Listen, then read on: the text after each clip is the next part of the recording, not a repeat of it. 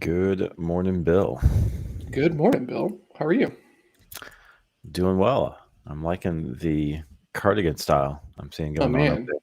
slightly winter, bulky clothing, sweaters. It's my favorite time of the year, largely because I get to wear jackets and sweaters. For real. Yeah, yeah. hmm I find that's a lot of Texans have a opinion that way. That this time of year is nice. Yeah, absolutely. Like it's going to be here for like all of 3 days, hmm and then it'll warm up again out of sweater weather. So I'm just Yep. leaning into it, and enjoying it while I can. Yeah, we all have like a section in our closet, like about this big, for these 3 days. Got to Yeah, keep it exactly. there. So, Yesterday, the family and I went out and did like a little bit of running around and stuff like that, and Melissa comes with a large master closet, and so like I'm just kind of hanging out in there, and I'm looking at my sliver of winter clothing, and she goes, "You looking at the winter stuff, huh?" I said, "How do you know?" And she's like, "Well, because your head's turned in this direction, never is." And I'm like, "Yeah, that's exactly what's happening." So yeah, it's like that's the only thing over there. So it's got to be it. yeah, absolutely, man. Yeah. How was your weekend? It was good. It was a combination of kind of reading, studying, a little bit of work, but more like planning for my own type stuff. Yeah, More type of weekend. Um, Obviously, I did some things and relaxed and whatnot, but it wasn't like all chill. Um, but yeah, overall, it was good. I enjoyed it. It yeah, was like and maybe a few people do in our channel over there in the Sherpa channel. I picked up our book for the book club that we're doing, and I didn't put it down until it was like halfway done. man. So That was crazy. You yeah, were you were on a mission when it comes to that book. It seems like I'm apparently. enjoying it a lot, and then you Mhm. said that, and I was like, maybe I'm not enjoying this book as much as I think I am. You I know, just no. The constant problem is, comparison game. yeah, exactly right. It's just that I can speed read, and it's once you pick that skill up and you find something you like, it's hard Oh, not for it to turn it yeah. on, and all of a sudden you're like like It's ingesting. also hard to speed read stuff you're not that interested in, at least for me. Yes, Right. very So when much. there's a combination of a topic I'm really into, as well as like in a groove, but like there's lots of little things about this book that kind of throw me out of flow. Like hmm I feel like hmm hmm this is weird, but the, and this is such a weird thing to like bring up and talk about. The the cursing in the book is so infrequent that whenever Mm. it does show up and it's not in like a direct quote or something like that, I'm like it tosses me out for just a second. Yeah. And some of the metaphors that they're using feel like direct response copywriting, like trying to inject like audience stuff into this stuff, and they were scared about this as this metaphor here, which doesn't apply at all, but hopefully speaks to this audience. Like, and those little things are, I'm like, I'll read a metaphor, and then like a chapter later, I'm still like, why did they pick that metaphor? That doesn't make any sense to me at all. That's when you know you're a book snob, is when you're like, the use of cursing in this particular spot did not seem Yeah, adequate enough to be inserted here. Like, yeah. But no, we, you know what's funny is I didn't think that about the metaphors, but I did about the cursing because it so hit me out of left field in like yeah, chapter 4 or something was the yeah. first time it happened. And I'm like, well, It's that's like, random.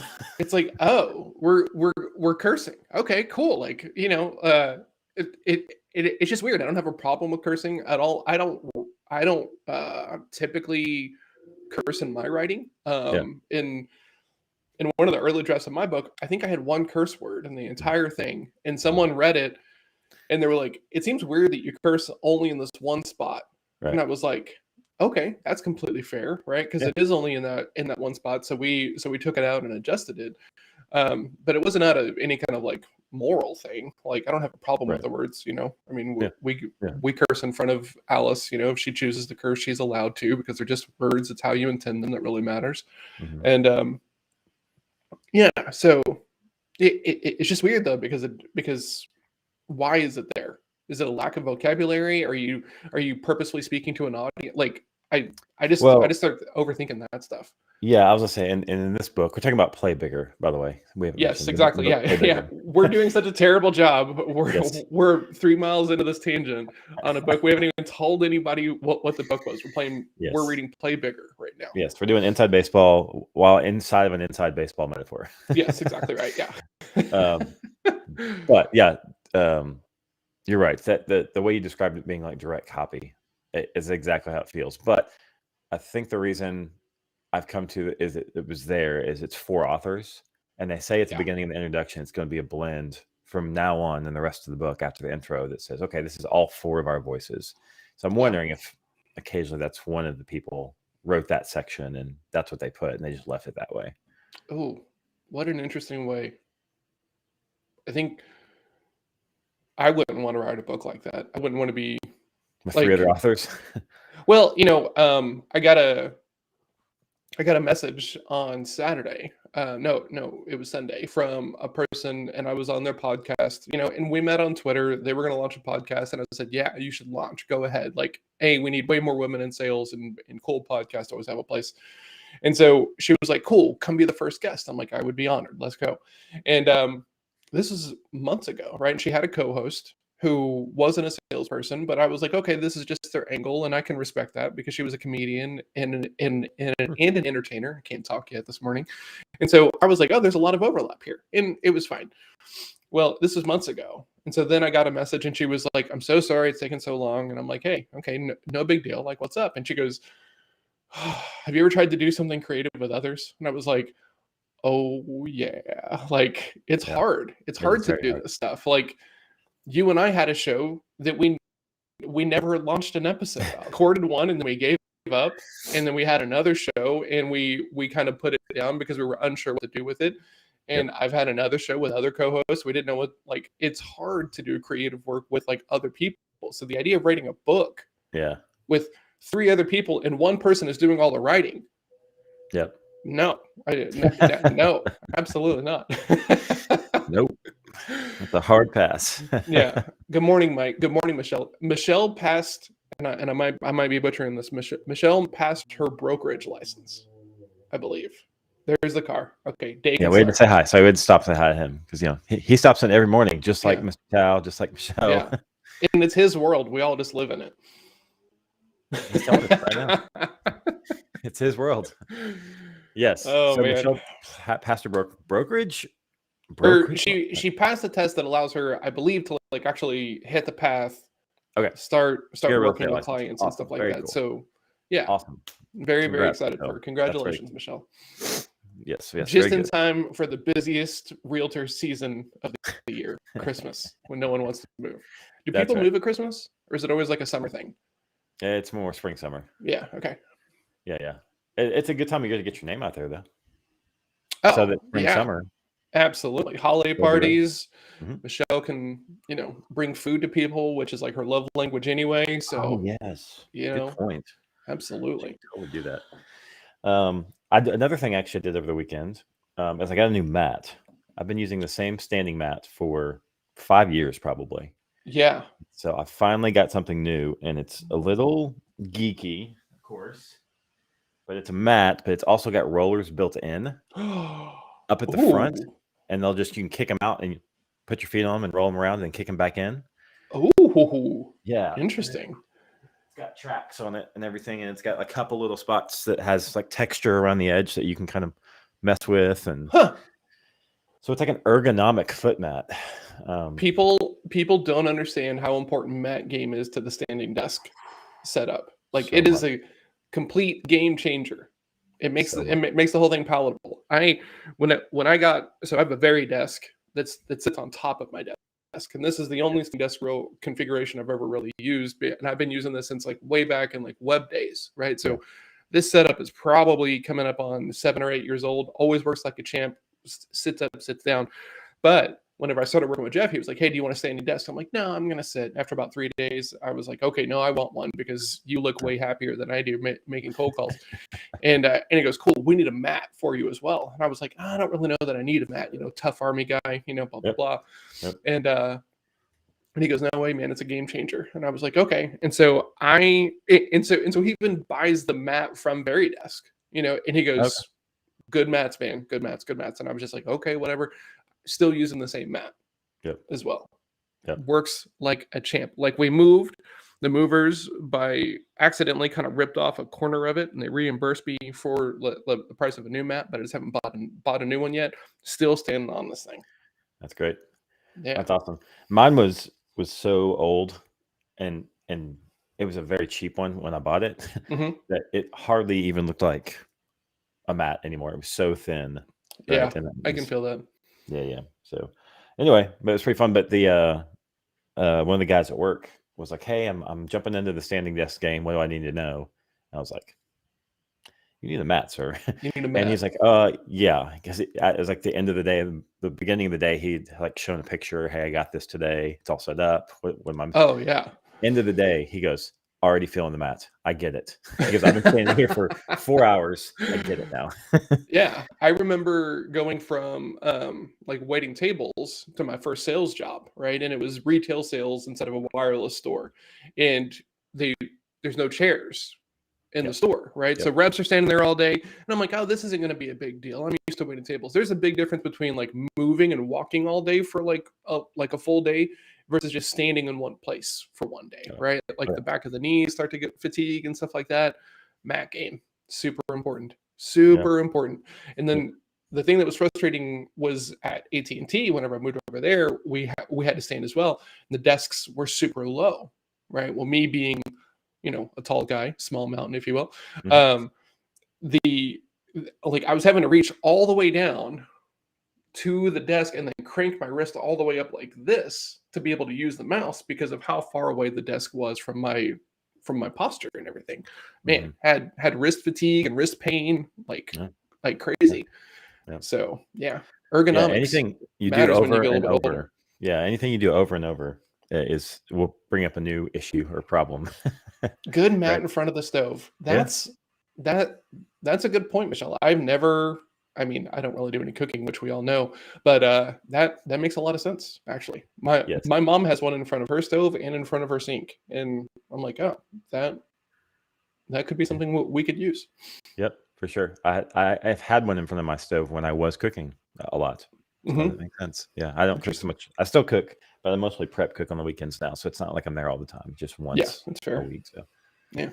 for sure.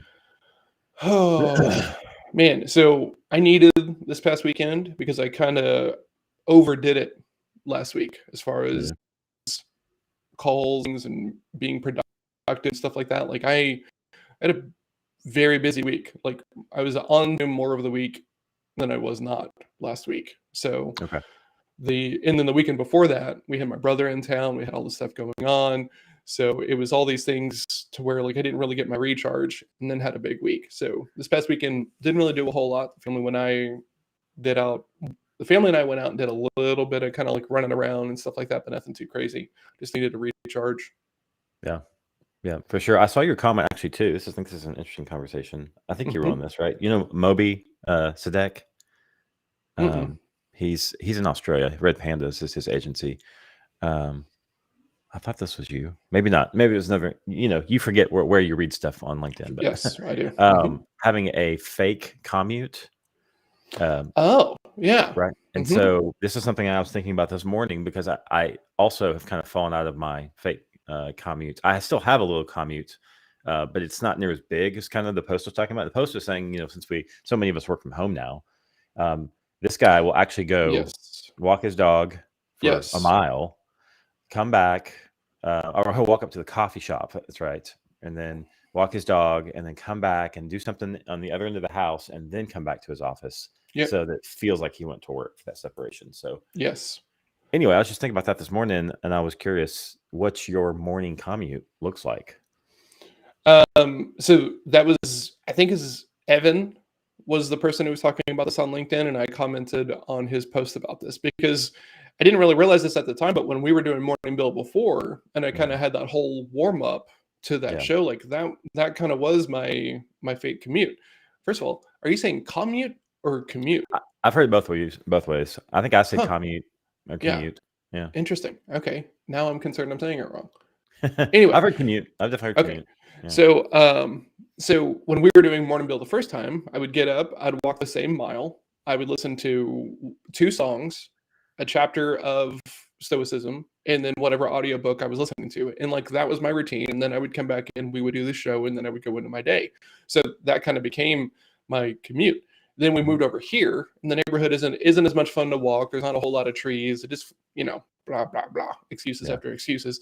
Yeah. And that all kind of like fell apart. So I don't, now the commute is taking the kiddo to school. Right. So on days Okay. we don't do this, I drive Alice to school in the morning. Right. So we listen to some tunes, we talk about the day, just kind of puts me in the same kind of spot. But Yeah.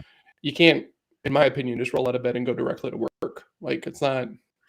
Well, you can, I but mean, yeah, you can. not a good idea. I don't think you're going to do great work. Yeah. And I think No. you're going to, I think it's going to feel all encompassing. Right. Yeah. Like the, Yes. Like you're working all the interesting, time. yeah, the interesting thing about routines, in my opinion, is that they create the separation, right? They Yeah. create the brain shift, The boundaries. Yeah. you need- yeah, and part of the gaming time after my work day, right? Yeah. Because like I'll finish work at like anywhere between 5 and 7, and then I'm gonna play probably an hour of video games. Well, that is so that way I can shift back into like family mode, right? To where I'm not thinking about clients and projects and deals and calls and all this other stuff. So it's invaluably important, right? If Yeah. you're working from home, and if you're working from home and working for yourself, I don't know how you're not doing it in some way, shape, or form. Yeah, that's actually one of the main reasons I love having kids around the house. Obviously, besides the fact that I love them, but is that Depends on the day. selfishly, they give me something to do that's not work every single day. Yeah.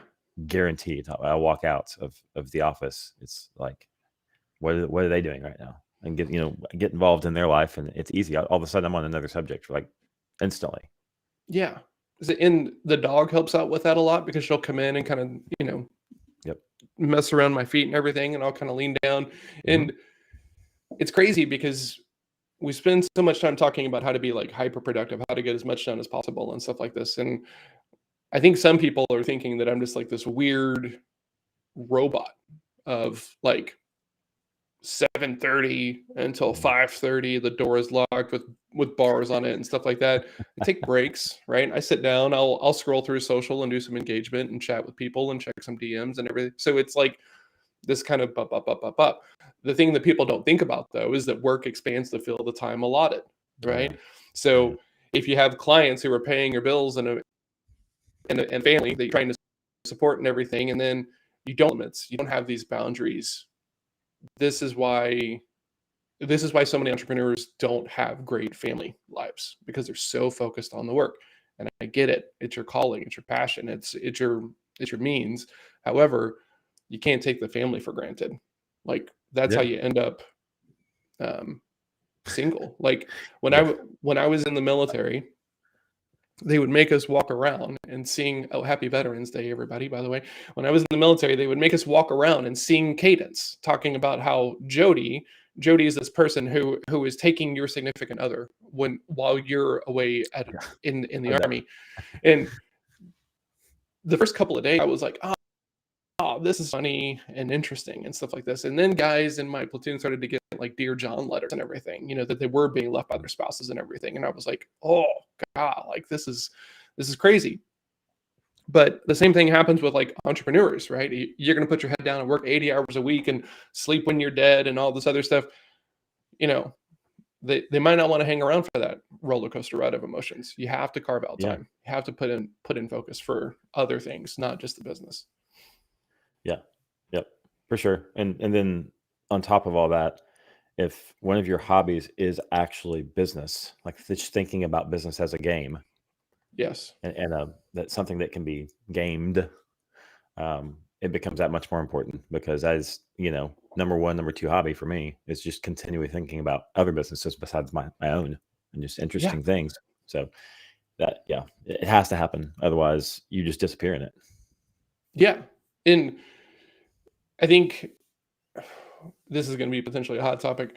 I do think there is something to be said for like working when you feel energized to work, right? Because like people will talk about, well, I work when my circadian rhythm tells me to work, right? So I work from 9 p.m. until 2 a.m. Okay, right. That's fantastic. Great. be aware that not everyone is going to like want to put up with that. Right. You know, like That's the trade-off. if you can be productive during that time period, my personal opinion is you can find a way to be productive during the regular timeline, right?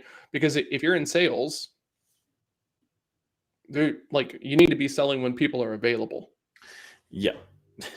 right? So Yeah. you can't And do there's those the technical windows. So if you can be available for those, that that can help you with that. But like the rest of the work has to be done too. yeah. Like one time I was super excited about getting up at like 5 a.m. and finishing my workday by like, I don't know, like 1 p.m. Right. And I was talking to Jeff about it, my sales coach, and they were like, it's not a whole lot of time when other people are working. And I'm like, but I'm going to get so much done. Well, I was a full-time salesperson. So the things I needed to get done involved other people. Yep. When they want to be talking about this kind of stuff, Yep. So I was kind of, okay, that makes sense. But then on the other side of it, if you want to work, evening hours, not a lot of people are like waiting to be sold or wanting to talk about work stuff because they're dealing with their families, they're doing their other stuff as well. So unless you can figure out like an interesting time shift, right? Maybe you sell to people in Australia because you like working evenings or something. I don't really know. Yeah. So yeah, that's a good point. Like shifting to different parts of the world. And I mean, I think that whole mentality really only works well if you own the company and you have people doing stuff during the day that has to get done during the day. Yeah. And if you want to work from 5 a.m. to 1, dude, go for it. Cool. Yeah. Yeah. But otherwise. Anyway. Yeah. Yeah. How was your week last week? It was good. It was busy. I'm definitely stacking up with client work. I'm making adjustments. I brought on 2 new clients, made 2 sales. You're batting 1,000. Still, yeah. Yeah. Still crazy. 2 for 2. So I'll claim that while I can. And then I have today 2 planning sessions, quarterly planning sessions with clients. So I've got 2 big energy meetings today. And it's the only 2 things I have booked, nothing else, because it'll sap me just for those 2. Yeah. And one of them is one of the new clients. So we'll do a kickoff quarterly meeting. And then we've got our 3rd quarterly meeting with this other client, just tracking progress. So there's, I'm excited because I love those quarterly planning meetings and making adjustments, especially with new clients who've never done this type of activity before. Yeah.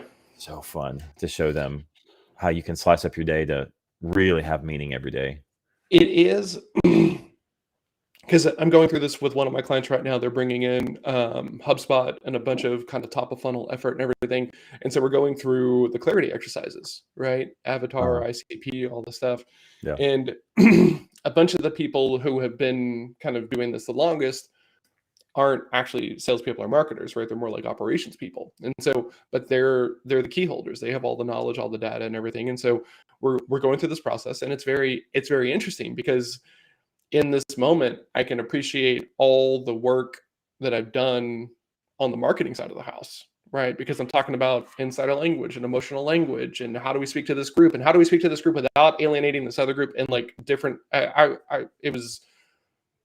You go through most of the time kind of feeling like, I'm okay, but everyone seems to know what I do because you hang out with people at the same level that you are. Right. And then you go do some client work and they're not on that level. And it's like, oh, I'm actually fairly decent at this stuff. This is kind of interesting. It's just like an interesting moment of awareness. Yes. Curse of knowledge. We say it a lot. Curse of knowledge. Yes, for sure. Yeah. If you know it, everyone else must know it at least. Absolutely. Half as good as you do, right? Yeah, everyone's read all the same books I had and had gone through the exact same experiences I have, and done all the things that I have. No, exactly. It's insane. Like me. And when I say that, I get it. However, I lose that in the moment. The majority still of the do time. it. Yeah. That's kind of the point, right? Is even when you know it, it's still there, and you still have to fight it. Yeah, absolutely. Right. And these are like big group calls. There's 7 or 8 people on there, right? And we'll get a little sideways, and I'm like, okay, guys, let's bring it back, and let's get on the same page. And I'm talking about my own experience and different ways of doing it and stuff. And it's nice because I do think I'm helping them, but then the facilitators that we're working with are also like enjoying my ability to kind of come in there and talk about the stuff at the same level that they are, which is nice and validating. Yes. It makes them happy, which is good, because if the facilitators are happy, then a lot of times the client gets happier too. Man, and you're probably seeing some of this now, but it is a very different situation when you were brought in from the outside of the team, right? In any capacity. The minute there's a consultant, everyone is Yep. a little bit concerned. Can they trust this Oh, yeah. guy? Can we work well together? And all these things like that. And so some of this team I'm meeting for the first time going through this process. The sales team I know very well, and the CEO I know very well, but the rest of the team is like just now getting to know me, right? And I've been in some of this stuff where the consultant is there, and I'm saying, oh yeah, we don't need any help and everything, way back in the day. So like I get it, but you can't just walk in that room expecting everyone is just gonna like follow you, right? Oh, You have to build it. You have to build that room. Well, and that's why, and I know you're huge into this. I don't talk about this as much, but I very much think this way too. It just happens to be something you've chatted about more on air. Is comedians, like the things that they do to take a room and own it from the beginning, and pace it and keep the room with them and read the room, and test in live, and like all these things that they do are such good skills to have. Yep. As a salesperson, as a CEO, as a business leader, as a keynote speaker, as like there's just so many places that works, that I can see those skills stepping back into this role where I've got to step into a room where it's not mine. Just little things that they do, start kicking back in it so you can take that room and people will accept you. And it's funny how quick you can get a room if you know a couple of things to do. Yep. Keeping the room's harder. Getting the room is actually pretty easy if you know what you're doing. It's keeping the room that's really the challenge, I think. Why do you think keeping the room is harder than getting the room? Just because attention spans of humans in general. Because you can grab somebody for a few minutes with either being fun or funny or clever or novel, or like all these little things you can grab attention with. It's the same issue that we have just in lead gen or demand gen or stuff like that. It's there's so much other stimuli around you, even in a meeting. If you're not talking about the exact thing that person in that seat wants to hear, they're probably checked out at least 20% minimum. Yeah, that's fair.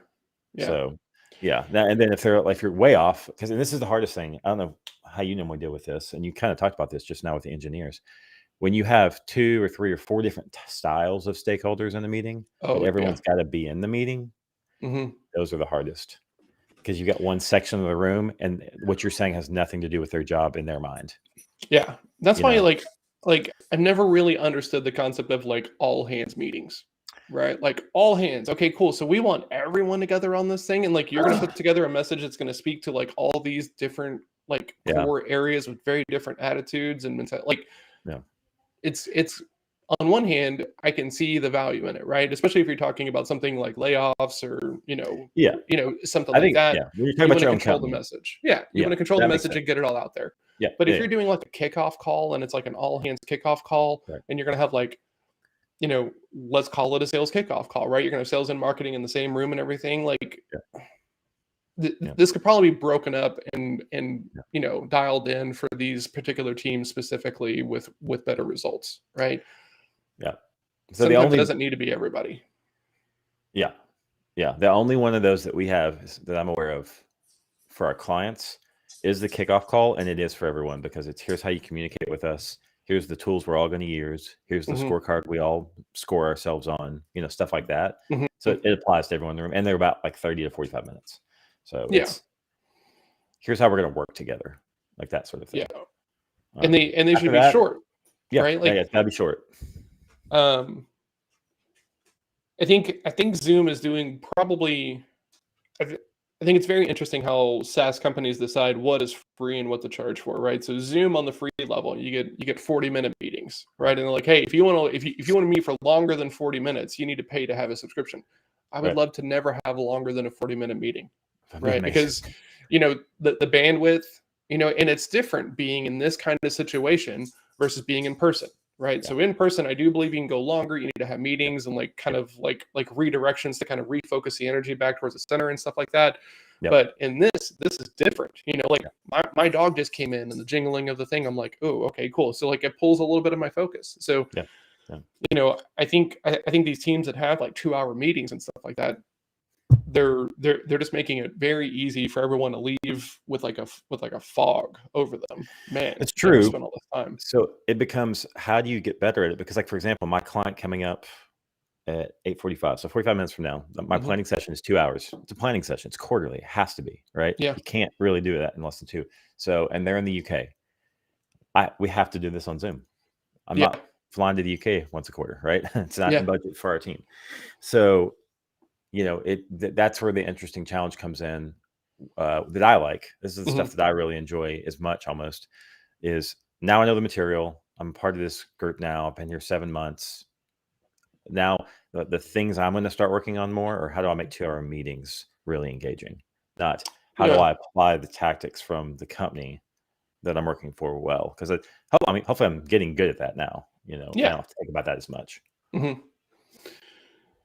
Yeah, I think there's any number of ways of splitting that thing, right? Maybe you do some theory and discussion, and then an exercise, right? Maybe but like I think it's about changing up the pace, right? Mhm. Because it's super easy as the leader or the coach or the consultant to just get up there and monologue, right? And just, well, let me just fill this time and start vamping and everything.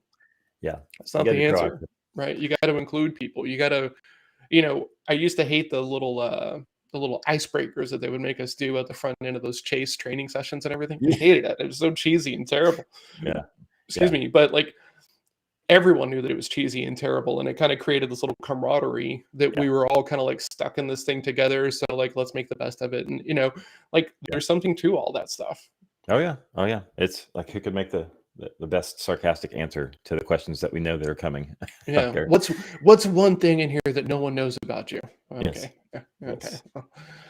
One Yeah, thing. and that sort of stuff I actually like to stop down midway when it's like on a long meeting, and when you're Mhm. trying to bring everyone back for the second half or whatever. Yeah. To me, that makes more sense there, because The other thing, in the my end. personal opinion, is force people to coach things and talk about things before they're ready to do it. Right. Yeah. This is why Sales Lab kind of functions the way that it does, and the fact that there's always a salesperson, there's always a prospect, and at the end of and there's ideally when there's enough numbers, there's a third person who's outside of that conversation, Yeah. and they're there to kind of just, hey, here's what I heard, blah blah blah. But they're outside of the conversation, so they're kind of watching it from the outside, which does change things a little bit. But it forces these people to give feedback to the other person, right? Or maybe both people, right? And this is difficult because one of the things in Kung Fu that my that my teacher and my older Kung Fu brothers and sisters always talk about is like, you need to be a good villain. You got to be a good practice partner, right? Yes. So like Yes. if you show up to sales practice lab and you're like, well, I have $50,000 and it's the end of year, this money's just sitting around. Can you come? Yeah. Can you come find Yeah. something to do with it? That's not super realistic, Yes. right? Yes. And on the other hand, was okay, gonna say. why are you here? Yeah. And it's like, okay, so now we have a range of things. You can be way too hard, or you Mhm. can put it up like T-ball, and the goal is to be somewhere there in the middle, and then Right. gradually make the practice a little bit more difficult, a little bit harder, so Right. that way the real life is not as difficult as the practice is. Yeah. But Exactly. you can't start there because Yeah. people need to get comfortable, and then you ratchet up the difficulty, right? It's Yeah. like a video game. Oh yeah. Level 9 100% how of they work. Mario is not as difficult as or is harder than level 1 of Mario. Yes. There's a Yes. reason for this. Yes. They're far smarter people designing games for a living that know this rule. Yes. Yep. And then you have like Dark Souls, which is just like the hardest game ever made ever, and like I can't play those games. The games that are built that are just intentionally to be hard, I just get mad because I'm like, hey, you succeeded, and then I just want to rage quit. So I tend to steer clear. It's true. But God, the graphics and the world building in that are just so incredible. It's hard not to want to go back to it. Even though you get your butt kicked, it's like, but it's gorgeous. I'm getting my butt kicked. It's beautiful. So I believe it's that same company that they put out this ninja game, right? Seikaru, I think is what it's called. I'm probably saying it incorrectly. I love ninja games, right? Being a martial artist, a kung fu guy, believe me, if it's a cool looking ninja game, I'm gonna play it. And so I buy this game, had never played any of the other games. I didn't realize it was part of the same company. So hard. Yeah. And everyone told me, hey John, this is a hard game. Maybe not the right thing for you. And I'm like, no, it's gonna be fine. It's got ninjas. I'm in. Yeah. And I spent probably 15 hours on this game and couldn't get past like the second boss. Yeah. And I spent a lot of work a lot of time and effort on my emotions, right? Not getting ragey, not getting overly tilted, and all these things like this. And I'm like gripping the controller and everything. And so I put it down. A couple of weeks later, I'm like, okay, I can go back. I get all wound up again, put it down, you know. And so then finally one day, playing this game, and Yes. Thank you, I Dylan. just You beat me to it. I stand up, I walk over, I just hit eject on the thing, right? Because I'm gripping the controller, I'm mad. I'm like gritting my teeth, I'm mad about it. And Melissa's like, what are you doing? I said, I'm going to GameStop. You can come with me if you want. And she was like, why? And I said, I must get this game out of the house immediately. And she goes, whoa, are you okay? I said, no. Clearly no, woman. Yeah, clearly no. And I said, if I continue to hold on to this game, I will talk myself into the idea that like I can beat it and it's worth my time and effort to try to beat it. It's got to go.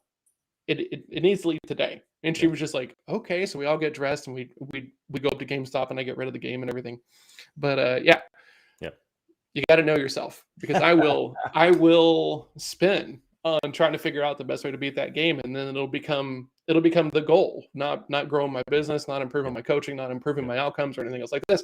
It'll all just go towards how do I beat this game. Yeah, that's not what I need to be focused on. Exactly. Ghost of Tsushima. It's Tsushima. Tsushima. Yeah, the T is silent, so it's just Tsushima. Okay. I don't know if I have it on console. I have it on PS4. It is incredible. It is one of the top 3 games I've played in the last 10 years. It's the world, the story, the graphics, the building of the different typing fighting styles that you can build out. Like, it is incredible, and it is set in, Dylan, help me here, some sort of feudal area of Japan where the last of the samurai are dying out. And so you're like kind of the last line before all the technologies come in, and like there's guns. Okay. And like, ooh, yeah. I'm actually, what's funny, the timing of this conversation is I've beat all my games. I've been done with my games for a couple months now, month and a half, maybe 2 months now. I beat my last game, and I've just been locked into work, so I haven't really thought about it. Just kind of sat in front of the TV and watch something at the end of the day. And now I'm ready for like a new challenge. I was like, maybe I'll replay Tsushima. And so it's on top of my PS4 right now. Really? Yeah. Yep. It is that good. But I don't know if it's on PC. That's the question. I'm not really sure. Well, I have a PS4 in the other room.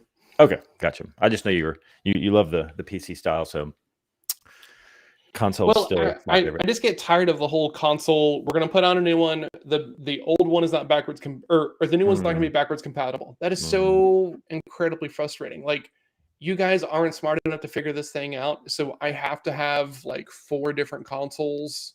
Right. Like, come on, this is insane. Yeah, for sure. Think R2. Oh, okay. Excuse me, RDR2, but for Japanese culture during the Mongol invasion. Okay, yeah, the Mongol that sounds invasion. right. Yeah, the Mongols invade. Yeah. Oh, interesting. Yeah. Ooh. I might have to check this out. Yep. That's right. So yeah, so I did a bunch of gaming over the weekend. I got crushed. I lost a complete whole level in Valorant, which is just frustrating because people like and this is a lesson for business as well. Good communications solve for so much. No one's a mind reader. No one on the planet is a mind reader. And people who think, especially in gaming, right? You're playing on a team and stuff like this. And these people are like, well, I don't need to communicate. People are just going to know where I am and they're going to know what I'm doing. No. And the same thing happens inside of a business. If you're not communicating with other people that you're working with, they don't know what you're doing. You're not showing the work. You're not collabing well. It's a problem, right? Yeah. So it's so frustrating because like we'll be playing these games and I'm normally the quiet one. Or I'm trying to like lead the team through like vocals and call out and like, hey, go here, blah, blah, blah, that we're doing this kind of thing. And it's so fascinating because like if we're losing, it's because we're not communicating, right? And I'll kind of like, hey guys, we're not good enough to win this match if we don't talk to each other. Right. That almost sounds like you were about to say I lost a level because of lag or my teammates sucked. No. I mean, this is an interesting situation because I try to very much own when I'm not playing well, right? And in this game, I'm very inconsistent. I'll have a game where like I'm like the team leader, and then I'll have the game where like I'm on the bottom of the team, and it's like an active kind of matchmaking system. So sometimes I'm playing against people that are better than me, and the weights on the wins or losses are tied to it. Am I playing above my level or below my level and stuff like that? So it's not Right. just like a, hey, you won, here's 10 points, right? Sometimes you win and you get There's some like AI. 3 points, and sometimes you win and you get 37 points and stuff like that. So it's very much tied to the skill level of the other players, which is interesting. So it kind of shuts down some of that, oh, my teammates are garbage, if you're actually aware and accountable as a gamer, which lots of people aren't. So Yeah. but communications, like, that's the 80-20. Oh gosh, yeah. If nothing else, if there's nothing else you ever improve in your business, communication will solve so many problems. Yep, absolutely. Inside and out. Mhm. Yep. Especially, and this is probably a good way to wrap here, right? And to cap this is that book, Play Bigger, Mhm. right? One of the lines that I put in our notes here that you haven't got to yet is you don't you need to be able to show that you're different, not better. Yeah. Is the quote. You got to show you're different, not better. And that is a different style of communication, because better is we know you look at this, but we do this, and this, versus, hey, you're used to this. That doesn't really work. We're this. Well, I think anybody who wants to show up and say, you know what, my stuff is just better, it's a sign of immaturity, right? Because or naivety, maybe, as well. yeah, because you don't, and no one wants to hear that, right? Because Right. that leads to, why are you working with them? We're better, which no one wants to Right. be in a conversation with someone who's going to approach the conversation that way, right? So, like, I made a post about this a couple of weeks ago. You are not fundamentally better than your competition. You are different. And that's important to know, but don't run around thinking that you're better, because that's the same thing as being jaded as a salesperson. How are you Yeah. different? How Yeah. are your outcomes different? How is your method different? How is the people that you work with different? And that leads to all the stuff that you and I geek out on, right? Right. Audience, ICP, messaging to that audience and everything. Like the power of an adjective, right? I help Y with an X so they can do Z, is all about the adjectives that you use inside of that thing, right? So, this one group is talking about growing leaders, and it's like, okay, what other adjectives could we use other than growing? Because, like, does that really speak to the correct audience? Or maybe, like, are you a chef? Are you giving them good food so that they physically grow? Exactly. And my favorite exercise is if you can swap out your label with the shepherd and the sentence still makes sense, you're not nearly close enough as far as, like, using the right language and everything. You shouldn't be able to just swap out the label and the sentence still makes sense. Right. We help doctors grow their practice. We help shepherds grow their practice. Well, it still kind of makes sense. It means you're not speaking clearly enough to that audience. Yeah. 100%. Yeah. That's the geeky stuff. Love that. Oh yeah. Absolutely. Yeah. But what's funny is it's geeky, but it's actually critical. So you actually need to nail it. And most of the time, the geeky stuff you don't have to nail. It's like, okay, we got it down. Now we can get geeky. But this is kind of flipped. Like, if you don't get geeky on that, then you might likely fail. Yeah. And then what happens is your sales guys have to go work harder, because no one is as clear as it should be. Right. So really good marketing makes the lives of the salespeople easy, because you got good marketing, you have good messaging, you have good enablement, you have all these things. But you can still get it done without that things. But the thing that people forget is that your salespeople have to work like 5x harder. Yeah. Because you're combing such a wider swath of the population, right? So it's more time, it's more effort, it's more follow-up, it's more chasing, it's more all of that stuff. But when you can take that surgical approach, easier. 100%. Highly qualified, filtered potential customers to a salesperson means you're doing something right. Yeah. Think like a marketer, practice like a salesperson. You're going to be phenomenal in your role. That's right. You want to always, if possible, as a salesperson, I think, be asking for less leads that are better qualified. Yes, agreed. I got a message the other day, and this person was like, how would you like 120 leads over the next 30 days? And I said, how would you like to get the hell out of my DMs? Because what do you think is going on? 120 leads? Like, no. Yeah. Like, can't imagine a worse use of my time of coming through 120 opportunities that someone else sourced who doesn't get what I'm trying to do, to the point that they're trying to send me 120 leads. Nightmare. Get out of here. I heard a podcaster who's a marketer. I can't remember who it is. I wish I could, but he's hilarious. And he said, whenever I get that stuff in my my inbox, I always type back, no thanks, I already got an STD. Because STDs are easy to get. I can go out and get as much of that as I want. Just go drop in a place and do what you want to do, and you can grab something. Just scoop it in, right? Like, and that was one of the best ways I've ever heard that described. That's so funny. And the funny part is, it's going to go right over that person's head most of the time when he says it. For sure. And as a person who does outreach, there's like a very weird situation of, marketers and salespeople don't like when they're targeted by like other people. That they love to give feedback, and I like to help people out as well. But I don't ever, whenever I do outreach and someone's like, I'm not in your target market, I'm like, yeah, okay, from my view, you are, right? And so then whenever someone does outreach and I'm like, hey, I'm not really in target market, like I try to be nicer about it, because I game, respect game. Outreach is hard. If you're doing a decent job of it, I appreciate that. But yeah, it's just a weird situation. Yeah. So yeah, for sure. I'm going to have to think about the less leads and better conversations bit for tomorrow with this new company. And it's the thing is, it's not all on you, Dylan, either. That's part of the problem. Is you're someone who's in a system. We're talking about the system, not the rep. Because the rep can want whatever they want, but if they're in a system that does something different, they have to either suck it up and try to make the system better, or they have to find somebody else that has a better system. So. And this is where like the C personalities kind of get in the way, because I want to standardize and automate everything like before I even start. And to Dylan's point in there, not sure if I'm putting the cart before the horse. Yeah. Sample size matters, right? So one conversation with like an unqualified prospect, and I'm going to walk away and be like, oh my God, I need to tighten this thing up, but I'm not ready to tighten anything up yet. Right? Like I need to go have 15 to 25 conversations, and then I'll have some trends and some data points and some things that are kind of recurring from conversation to conversation, and then I can kind of build it together. But my first impulse is, well, let's make sure that the first one is perfect. First one is not perfect of anything on the planet. Like I don't care what it is. So this is why people do dry rehearsals, right? And they do dress rehearsals, and they do the technical rehearsal and everything else like this, because that is the opportunity to get all those bugs out. And this is why Sales Practice Lab exists.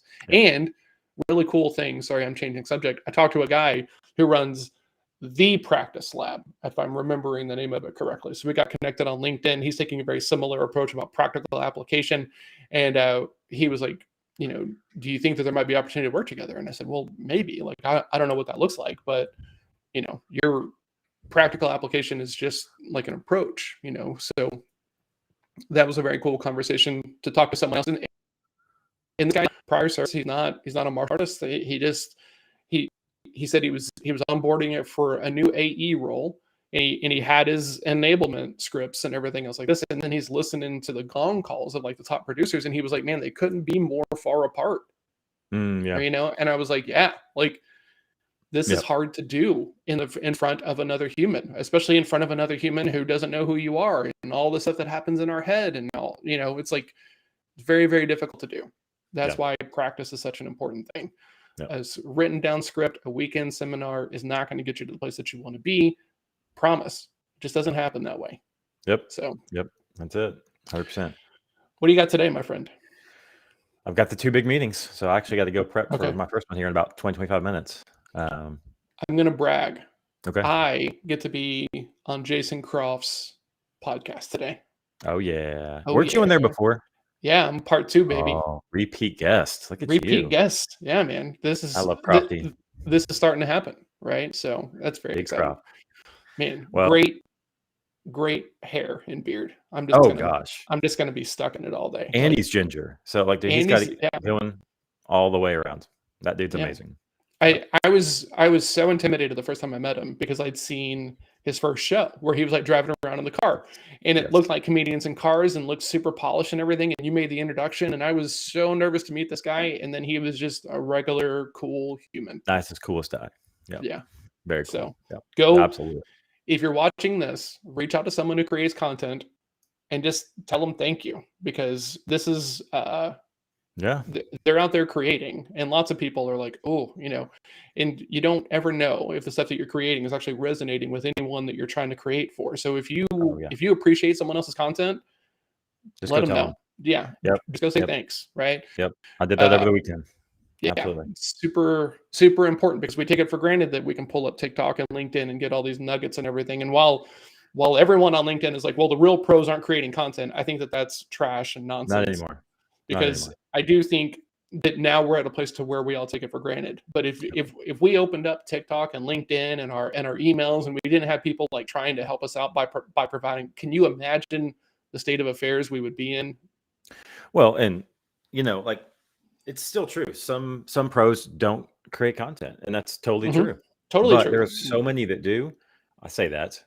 There are a fair amount that do, and it helps you in the long run with so many different things. That's a whole show in itself, right? So My biggest frustration is the whole line of like, well, those who cannot do teach. And it's like, okay, like first of all, and this is something that was talked a lot in like martial arts communities and stuff, right? Well, he's a great facilitator, yeah, great facilitator, terrible teacher, right? This happens, okay? So, but the idea that because you can't do it well enough that you're teaching, I'll go, let's yeah, turn it into a test. I will outperform you. I promise. right, yeah. Like, not concerned It's about not it at everybody. all. It's My yeah, it's outcomes coaching will be better than your outcomes coaching. I don't care how good you are because you're not as good of a coach as I am. right. Yeah, it's two different skill sets, and Yeah. it's a generalization that caught on with a few, and become this generalization that's not really fair because some Yep. generalizations are somewhat true. Yes. Just I think that's one that's not as true. Not as true. Right. Yeah. You've never had a good coach, so therefore all coaches suck. Right. You've never had a good lead gen experience, so therefore all lead gen is trash. You've never had a good cold call, so cold calling is dead. Yeah. So it's so easy to just like do that stuff. And now this is happening with content and all this other stuff. It's like just because you're good and you can carve out time to teach doesn't mean you are lesser than people who are not doing it and are really good. If anything, it makes you better because teaching it makes you know it on a whole other level. So Yep. Yeah. Certainly. Cool, anyway, man, you got to go. Yep. You got to prepare. Yep. So we will be back next Monday because we're doing this once a month or once a week reminder. Month. Yeah, once a Yes. week, everybody. And then, but we got some stuff coming up. So maybe next week we'll talk about what our new style of the show is going to be like. Yes. How we're going to bring you actually more stuff. Yes. Speaking of more content. Yes. So Thanks, Michelle. Have a good Monday. Yeah. Get out Dylan, there, man, Michelle. thanks for popping in as usual. Thank you, Dylan. Congrats on the new role. Yeah, Mike. Good to Mike see you Tao, too. Mr. Regular. That's right. Thanks, guys. So we'll see you You next guys are Monday. awesome. See y'all Monday. Be productive.